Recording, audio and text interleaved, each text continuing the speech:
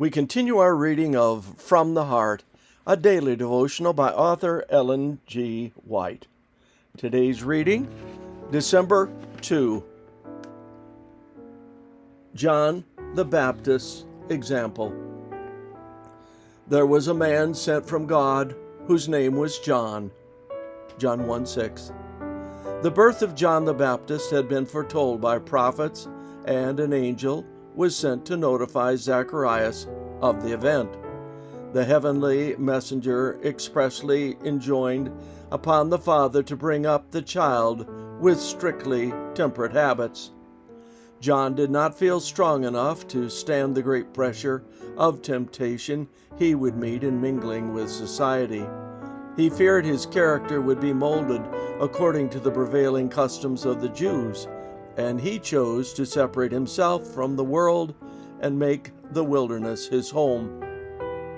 So far from being lonely, gloomy, or morose, he enjoyed his life of simplicity and retirement, and his temperate habits kept all his senses unperverted.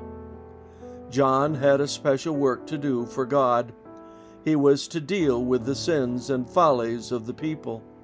In order to be fitted for this important public work, he must qualify himself in private by seeking heavenly knowledge. He must meditate and pray, and by studying become acquainted with the prophecies and the will of God. Away from the busy world whose cares and alluring pleasures would divert his mind and pervert his thoughts and imaginings, he was shut up with God and nature. By his strict temperate habits, he secured to himself physical, mental, and moral health. John accustomed himself to privations and hardships, that he might be able to stand among the people as unmoved by circumstances as the rocks and mountains of the wilderness that had surrounded him for 30 years. A great work was before him, and it was necessary that he should form a character that would not be swerved from right and duty by any surrounding influence. John was an example to people in these last days to whom have been committed important and solemn truths. God would have them temperate in all things. He would have them see the necessity for the denial of appetite, for keeping their passions under the control of reason. This is necessary that they might have mental strength and clearness to discern between right and wrong, between truth and error. There is work for everyone to do in the vineyard of the Lord, and he would have them fit themselves to act a useful part. Use Instructor, January 7, 1897. This concludes our reading today of From the Heart. In the morning, give me Jesus.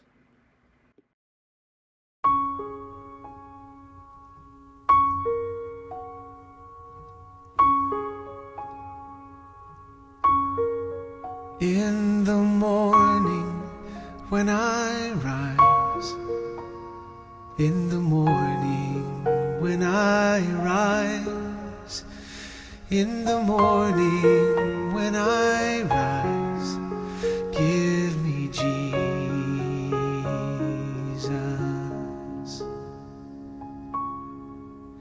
Give me Jesus. Give me Jesus. You can have all this world, but give me Jesus.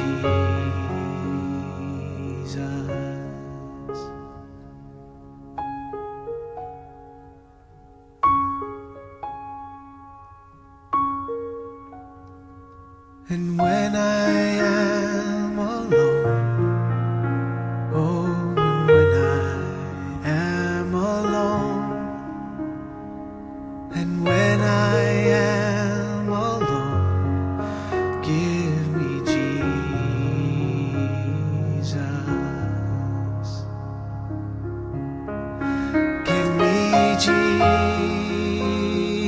Jesus. Give me Jesus. You can have all this world, but give me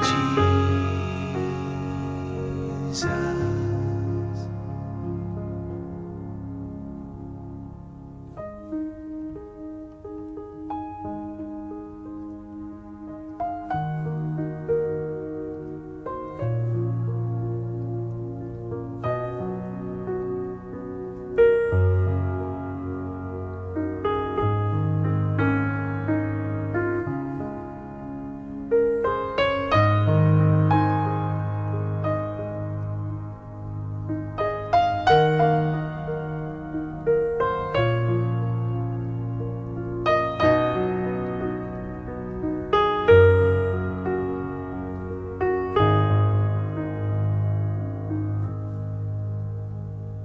And when I come to die, oh, and when I come to die, and when I come to die, give me Jesus.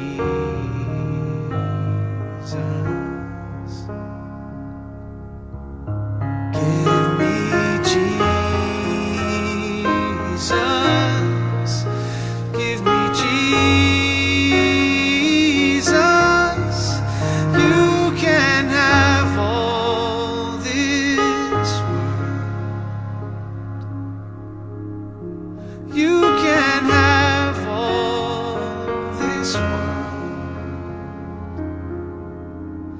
You can have all this world, but give me Jesus.